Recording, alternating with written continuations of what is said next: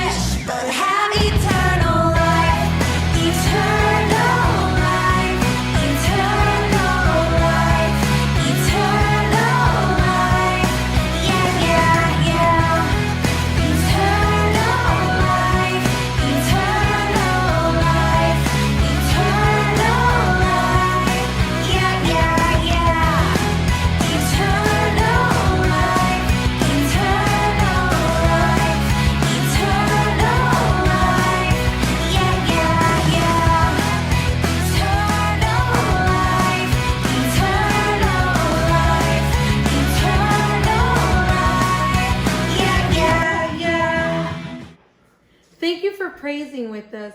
Praising time is a wonderful way to show the Lord that you love him. And I'm excited to learn more about Jesus. Today's story is from the New Testament on how Jesus saves. God sent his son Jesus because he loved the world very much. While he was here, Jesus showed God's love by healing the sick, performing miracles, and serving all people. Many people didn't understand Jesus or the things he was doing. They became angry and sentenced Jesus to death on a cross.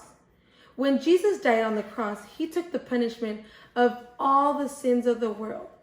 After Jesus died, his body was laid in a tomb. 3 priests were worried that the disciples would try to take Jesus' body out of the tomb. So the Pilate placed guards outside of the tomb so no one could enter. 2 guards watched over the tomb, and a large stone was rolled in front of the entrance. Before the sun rose on the 3rd day, the earth shook, and an angel of the Lord rolled the stone away. It shook as if there was an earthquake. The guards fell to the ground and then ran away from fright. 3 women walked to the tomb. One got upset and ran away. At dawn that morning, Mary and other friends of Jesus hurried to the tomb. Maria Magdalena said, "I must go tell Peter and John that Jesus' body is missing." The other 2 women entered the tomb and looked surprised. An angel was in the tomb and told the women that they shouldn't be scared because Jesus had risen from the dead. The women looked peaceful and left the tomb. Peter and John raced to the tomb and found Jesus' burial clothes. Maria Magdalena, the woman who ran to tell them Jesus was not in the tomb, later returned alone and was crying outside the tomb. She was so sad that Jesus' body was missing. Maria Magdalena was kneeling in front of the empty tomb, crying silently as Jesus entered and said, "Why are you crying?" Maria Magdalena asked the man who was Jesus, to return Jesus' body if he had it. She didn't know that was him. Then Jesus spoke her name, Maria Magdalena, and recognized the man who he was, actually Jesus. Later that day, the guards went to tell the priest. The guards said, "The ground shook, the stone rolled away, and the tomb was empty." The priest said, "This cannot be. That is not possible." So the priest handed the guards a bag of money and told the guard to lie and tell people that Jesus' disciples took his body while they were asleep. The guards took the money and left.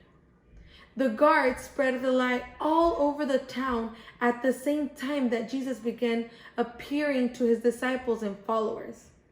The followers recognized Jesus and hugged him and even had a meal with him. After his followers left Jesus, they gathered with the rest of the disciples who were locked in a room for their safety. They shared the good news that Jesus had risen and that they had even ate a meal with him. 1 week later, as they were talking, Jesus appeared to them all, even though the door was locked. They rejoiced together. Even though they had seen him die, now they all believed he had risen from the dead. Later, Jesus appeared to 500 followers and gave one last command. When Jesus died on the cross, he carried all the sins of the world with him. He rose from the dead. All who believe in Jesus will be with him forever in heaven. He is the Savior of the world. Jesus wants us, friends, to share the good news with everyone. After he spoke those words, Jesus ascended to heaven. Friends, remember that Jesus saves everyone who believes in him and who believes in the Son of God and trusts in him. I love seeing you all come to today's Sunday service. Remember to watch next week's Sunday's video to learn more on God and the Bible and all of the wonderful things he left for us on earth. Thank you for joining us. Bye, friends.